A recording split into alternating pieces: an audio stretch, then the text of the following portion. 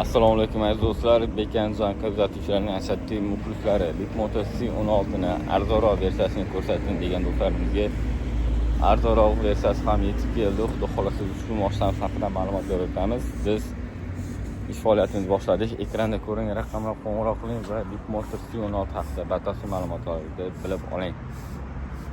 Do'stlar, biz salonga yetib keldik va erta tongga o'z ish faoliyatimizni boshladik. Biz endi boshladik Bitmoto C16 ning arzon versiyasini ko'rib chiqamiz. Bizni uzoqlashmang, kanalga obuna bo'lish, like bosishdan chiqasiz. Do'stlar, Bitmoto C16 birinchi versiyasi 28800ligi hozir kunda nalichada bor hamda bu yerda ikkinchi versiyasi nalichada albatta mavjud. Bitmoto birinchi versiyasini ikkinchi versiyasini solishtirish vaqti ketdi. Let's go.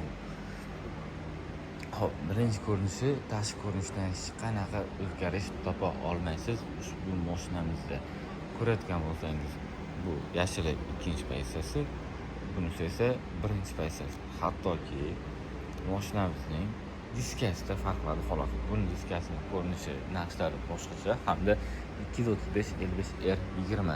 Bunisining esa balonlari, diskasi o'zgacha va yakka xomad yumshoq balon taqilgan va 21 diskada. Do'stlar, bunisi esa 20 diskada. Lekin tashqi ko'rinishlari bir xil. Faralari, ofserlari hammasi bir xil. Misol uchun birinchi versiyada, ikkinchi versiyada hech qanaqa raziyasi yo'q. To'g'ri, kilometri, batareyka sig'imi biroz kichkinaroq, 134 kilometr masofani bosasa, bu 200 kilometr o'zini bosib o'tadi elektr holatida. Tormoz tizimlari ham hammasiniki bir xil, o'zgartirish kiritilmagan, lekin qanaqadir tormoz korotka qismida biroz korotkalar boshqacharoq o'rnatilgan. Bunisida esa sal boshqacharoq o'rnatilgan, lekin ishlash funksiyasi, holati, hamma narsasi bir xil. Sensor datchiklari ham hech qanaqa kamaytirilmagan. Fullda boshqacha sensor datchik, prostoyda boshqacha sensor. Faktorda bunday emas. Bunda ham nalichada tayyor slipoy zonaliklari, ichki saloni oq holatda, mashinamiz nalichada mavjud. Hop, biz ko'pchilik do'stlar bor, lekin hech qaysi mashina ishlamaydi. Vaqtinchalik uni keyinchalik ishlab ketishi mumkin, qanaqadir holatlardan keyin. Hop, ikkinchi farqi orqa oynalar, mana krugovoy kuydirilmagan, oq holatda qolgan. Floor komplektatsiyasi esa orqa oynalar zavodskiy tarzda kuydirilgan, bu tonirovka emas. 360 kamera, slipoy zona, bako'ylar qayrish chiroqlari. Hamma narsasi bor.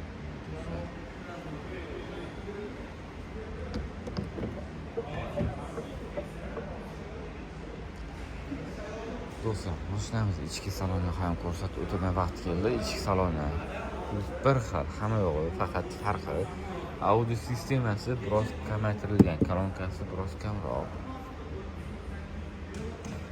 Muhalilar ishini tom qismida monitorimiz yo'q. Fonni panorama shtorkasi bilan birgalikda. Ular qolgan narsalar hammasi bir xil. Xo'p, yana farqini ko'rsatib o'tamiz. 4-sinada apograf abduf bormikin? Shunisini ko'rishimiz kerak.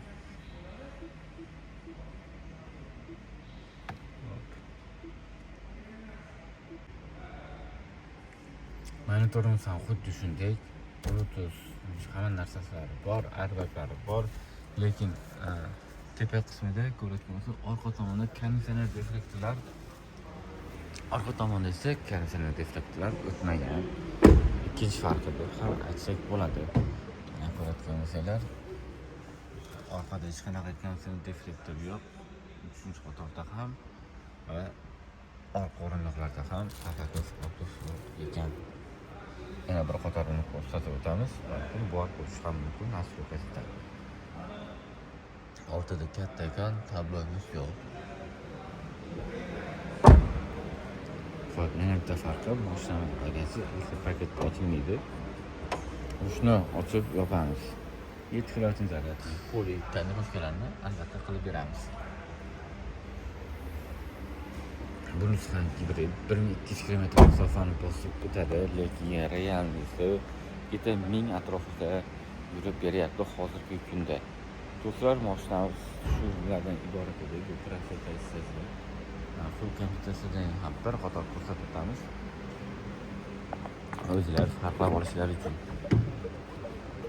Audio sistemasi ko'rakimizlar tepalarida audio sistemalar qo'shilgan, monitor qo'shilgan. Bu konferens effektlar qo'shilgan. Ichi ancha cho'qqi.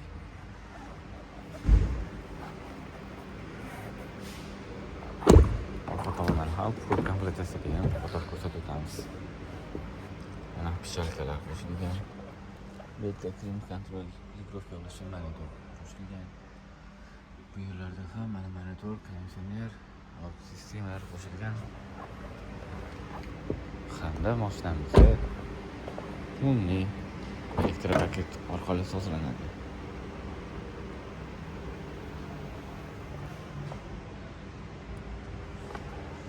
Bunisining narxini 31500 kelishtirsa bo'ladi. Bunisining narxini esa 28800 kelishtirsa bo'ladi. Bizni xohlashmaydi. Kanalga obuna bo'lib, like bosishdan chiqmasin. Bu videoda shu yerda tutamiz.